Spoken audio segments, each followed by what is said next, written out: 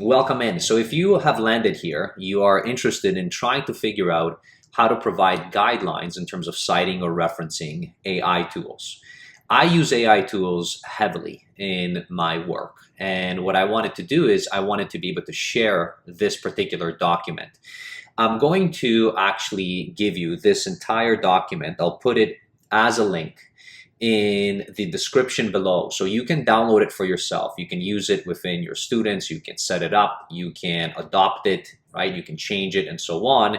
This document was created with my AI tool associate, and that particular tool case that I use was, in this case, was chatGPT. So I'll give a full out disclosure with regards to that, but I also have it in as a reference and a full out disclosure statement at this particular document.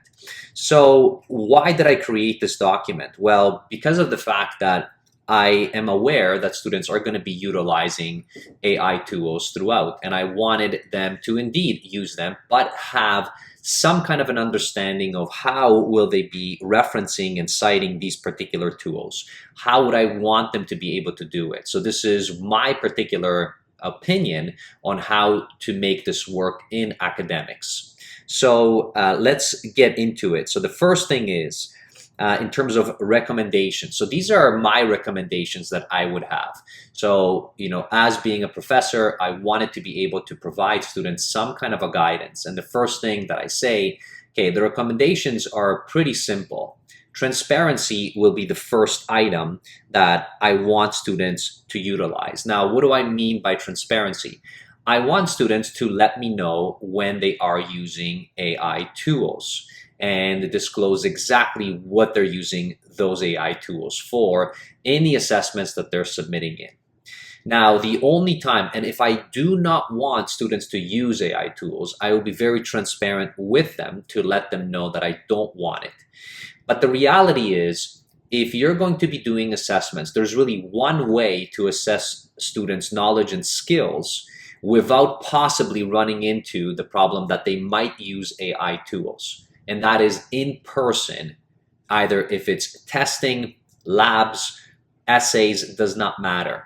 So that's the only way that you're going to avoid and have kind of 100% control if you're going to be proctoring these things, you or your TAs or anybody else.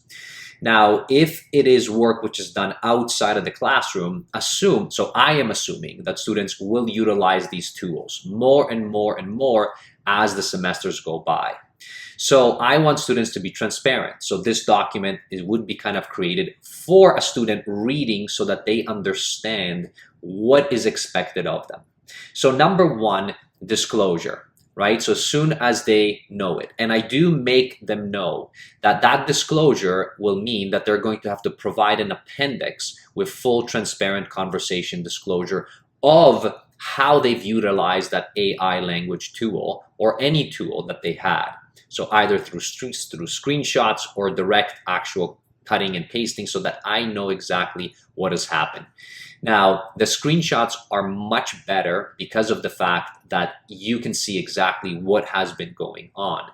So now I will show you what kind of an appendix would have to be added in and how it would have to be referenced. Now, I also want students to know that if they're in doubt of any kind, they should speak to me, right? Or to you in terms of which tools are allowed, which tools are not allowed, etc.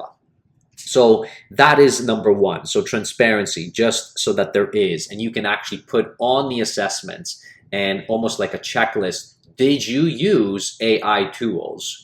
Check yes or no. And then you can ask them which tools that they have used. So you can create templates for that. Now, the other component that I want students to know, they're going to have to abide to academic integrity. So they have to follow whatever institution or course, program, what guidelines for AI that are already set up. And that has to be transparent to the students. So you have to provide to them, you have to go over that concept so that they know exactly what is possible. Ideally, on the assessments, it should state exactly how you want those tools to be used. And for a student, if you're watching this, you should just be transparent and then follow. And if you don't see the academic integrity statements that are within your course, you should ask your professor, right, for those.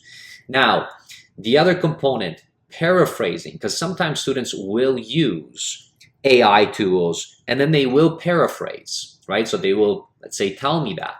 Now, this should still be acknowledged. So this is the same way as if you would be doing a book, a journal paper, or anything else. And if you are going to be paraphrasing, you should still properly cite it, right? So that AI should be cited. If you're going to be taking out direct quotes, same thing as any journal or book or anything that you are going to be. So if it is either put directly in quotation marks, if it's something smaller, or if you're going to be indenting, okay, if it is something bigger. So you should be citing it properly. The other component, of course, you can use AI for many different resources, which is, you can generate images, for instance. And now if you're going to be doing that, then at least for myself, I would want that full disclosure to be stated. And also, again, an appendix to be transparent of exactly how that image was generated, okay, within. And then there are going to be many other, okay, tools. So to cover yourself as a teacher, right, as a professor, instructor, you should have probably a statement like this where there's some other AI generated content. So now maybe you're doing videos, maybe you're doing something else. Well, AI will be there, right? So it's going to keep on evolving. And if you're going to be kind of taking a step back and waiting, well, you should be proactive in trying to think about, okay, what possibly students will use. So this statement, the last statement right here, is just simply letting everyone know, all right, if there is any other thing that you have, make sure that you are being explicit. And again, okay, ask the professor or teacher if you're uncertain. And then you should have it in an appendix, and again, to be transparent so that whoever is going to be marking knows exactly what you've done. So those are my recommendations. Now, the key one is, of course, transparency, and everything else from that follows. Now, if you are interested, okay, so how do you exactly cite this? So the citation tools, okay, so that you have right there, will be dependent on, of course, which program, what school, right? What standards do you have? Now, there are many styles to cite and reference. I have here provided really just 3 of them. I have a preference for IEEE. So if anyone is not familiar with that, well, that is kind of the engineering and technology style based. And that's a bias from me because that's exactly where I was educated. I did my research there, etc. So I'm very familiar with that particular style. But, okay, of course, there are other styles that you can use. If you're a student or if you're going to be an instructor, just pick one and let students know. I don't care as much, okay? What I do care about is I would want students to be consistent. So if they're going to be picking one, if it's, for example, IEEE, which is my preferred, okay, in terms of styling, if they pick APA, for example, which is very much utilized both from high school, it is in universities and in colleges, especially many of the communication courses, so be it. Just make sure that you are consistent as a student, and then also as an instructor, you're also consistent so that you know what the students will want, right? Or what you will want, okay, the students to have. So for instance, I have here provided examples. So in terms of citing, how does that go? So this is in-text citation. So this is a direct quote, for instance. This is what IEEE uses. Okay, but that would be the same thing for any journal papers, book papers, any websites, etc., etc. All right. If you're just paraphrasing, for instance, okay, or you're referring to something, you again utilize the same thing. You just don't need the quotation marks. So you should use this, as a student. And then here, this would be in the reference list. Okay, and it provides you exactly, okay, the format that I would want to be able to see in an IEEE style. And it is worth pointing this out to your students, whichever one that they choose.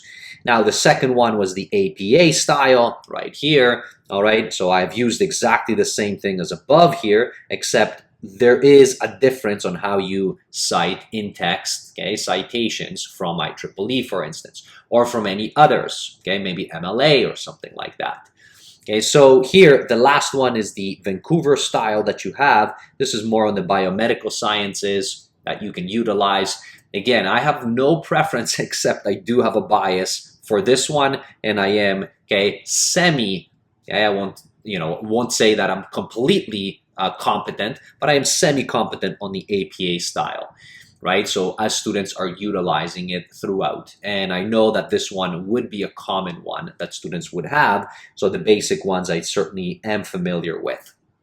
So that is something that you would have to outline to students, and this is how you can actually cite and reference the AI tools that you're going to be using. So for students and for instructors, whichever ones that they use, they have now a format that they can follow and just stick with whichever ones that they have.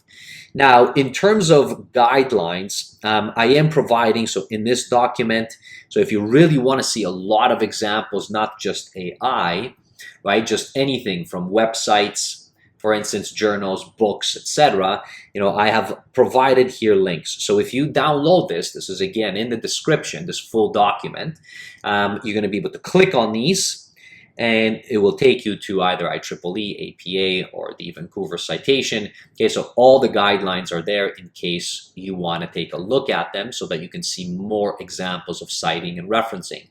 And that's nice for students in case they want to see some more examples. So if it's not just AI related. Next, so from references, I've mentioned the transparency in terms of an appendix. So here's an example of how I would love to see an appendix from students. Now, I've color-coded, or at least my AI assistant has color-coded all of this for me. So in terms of writing it out, okay, this is just a short little brief description, and that's an appendix that would be added to that particular assessment, right? So let's say they were submitting a case study, an assignment, whatever it might be, right? So for me, those are typically the cases, for example, labs. And this just simply outlines nicely for me, okay, what was the query that was being asked, right? So I can see exactly what they were asking, and then how ChatGPT had responded. And then the student can now decide, all right, are they going to be using this directly in terms of quotations, or are they going to be paraphrasing it, and then they'll have an actual reference. So here I put a reference in the appendix just for that. And every time an idea comes up and they are researching this with AI, they should be doing that each time around, and they can nicely subdivide it into subheadings, okay, so that it can be seen. Now, another component, if it's just more than one, of course, you can ask your students, and this is for students, you should be clear in, now I put here an example. Of course, for you, it wouldn't be an example, but you would have a clear title or what this was. So ideally, let's say that this was on an assignment and it was part of question 2, you would label this AI interaction for question 2. And then you would provide this detail. If you're doing an image or anything else, you would also do that. You would generate what the response from the AI was, maybe the image itself within here, and then the reference. So don't forget this as well. All right, so that's an example of how you would have it. So now you can now cite, you can create a reference list throughout, and you should have an appendix. At least this is what I really like to see from students when they're using AI. Until we have some formal standard, which probably will happen eventually, okay, this is what I would want to see, and I would love to hear feedback from, if there's teachers, professors, instructors looking at this video and checking out this document. I would love to hear from you, what you like and what you dislike, and also from students, if this is helpful. Now, the last component here is a disclosure statement. So, I do ask, okay, I want students to have a disclosure statement. Again, this is just for transparency. Now, I put these disclosure statements within the references, so they will go at the end. maybe you as a teacher or professor will want to have this disclosure statement right in the beginning. I don't like that because then it just breaks the flow. I want to be able to see the assignment, case studies, etc. And then I want to see all the references and citations at the end. So this is just an example of a disclosure statement on AI usage, where you as a student will tell me exactly. So for example, if you were doing some kind of a research paper for my assignment, you utilized, what did you utilize? Okay, you're telling me exactly what was developed. Not everybody's going to be using ChatGPT. You might be using Grok, DeepSync, etc. So there are many other tools that you will have.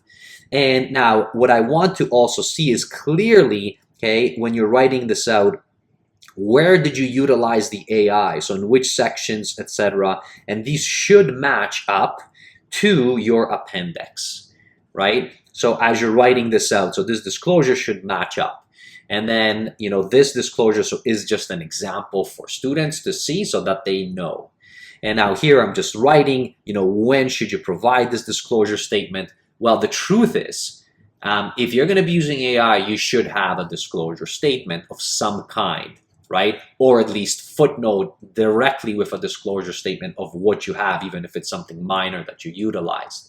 I am looking for this. So if you used it to generate text, based for writing, if you used AI to summarize or refine information, right, you can write that in your disclosure. If you used AI as an assistant in terms of brainstorming or structuring ideas, you can use a disclosure. But again, whenever you are in doubt, seek guidance. Ask your prof, ask your teachers, right? If it's not clear enough and you are thinking of using AI or you had used AI, and then provide, a disclosure. So I say, by default, assume that you must provide one, okay?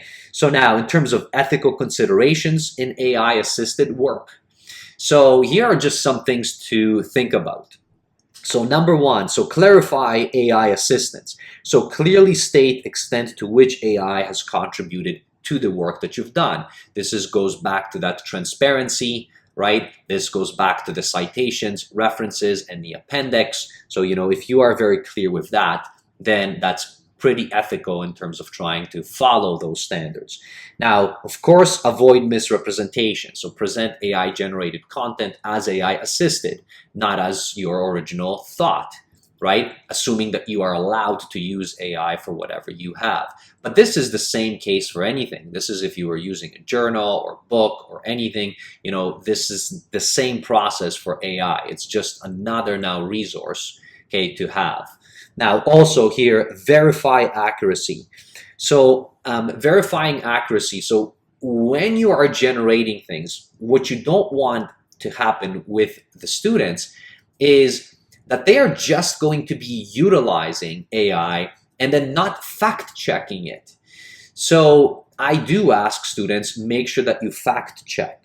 And for instance, so what I write here is, in this particular course, one source per idea is the minimum. Sometimes I'll state 2 fact-checked. So if they're going to provide, and I have there within their appendix, their generated results, they have to now just verify, because the AI, it leads them to the answers, but now they can go back and research and find it, as another resource to fact-check something.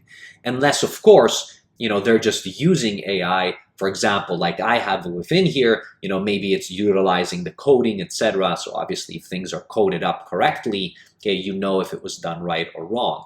But if it's based on ideas or facts that you're trying to search out for, things of that nature, you should think about fact checking, and that makes it indeed, a little bit more ethical that you have.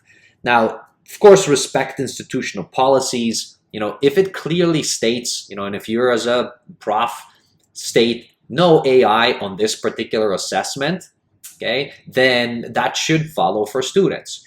But again, remember, I make the assumption, if it's going to be out of class, somebody probably will be using it, even unfortunately if you state that they will not. So, if it's out of class, now I am just on the assumption, people will use this. And then I provide them, so what have you used on this assessment? And I like to actually provide a checklist. so that they see an actual checklist of what actually has been used and they have to click it off. So you'll see that on the screen. I'm going to be attaching that image as well. If you're interested in seeing something like this, poke me through this, put some comments in, and then I can also provide a link to this as well.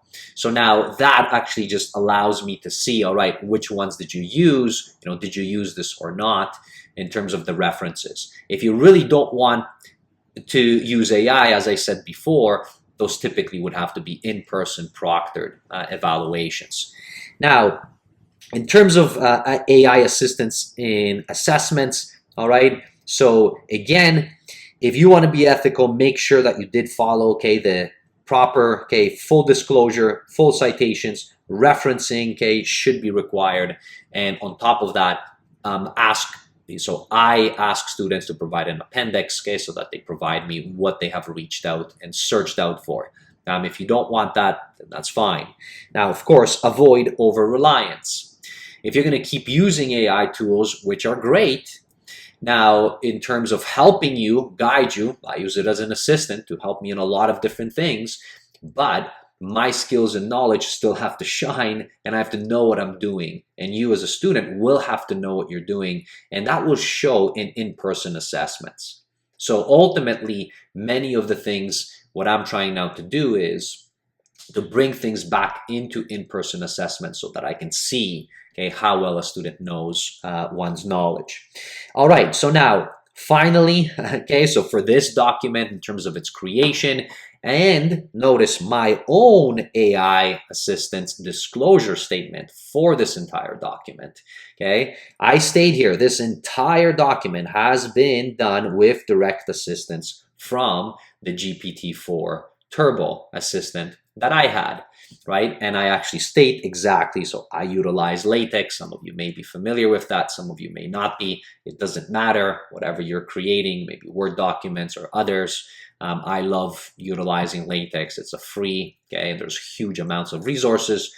I have used it way back, and I've learned it in universities and when I was doing all my master's and PhD, etc.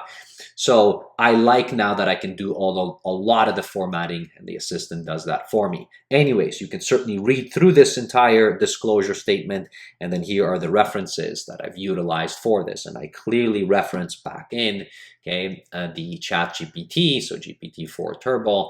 So it is in IEEE format. This I've also checked out the actual reference citations for IEEE, for APA, and for Vancouver citations. So, and I'm linking these in case maybe you are also interested in them. All right, so that's a walkthrough so that you know, either as a student or as somebody who's thinking about utilizing AI tools in your courses, and how you may want to think about what to utilize so that students know how to work with these AI tools. Don't be afraid. AI tools are amazing, and I think that just like any other tool that we have, they'll be very, very helpful. I certainly do utilize them quite a bit in all kinds of work that I do, including now incorporating it into animations, videos, programming alongside with AI as well. All right, I hope that you give it a thumbs up. Let me know what you think. Provide comments if this was helpful. And again, you can check out this document and poke at me in the comments if you would want to be able to see that checklist that I had presented in this video. Thanks for watching. See you in a future video. Bye, everybody.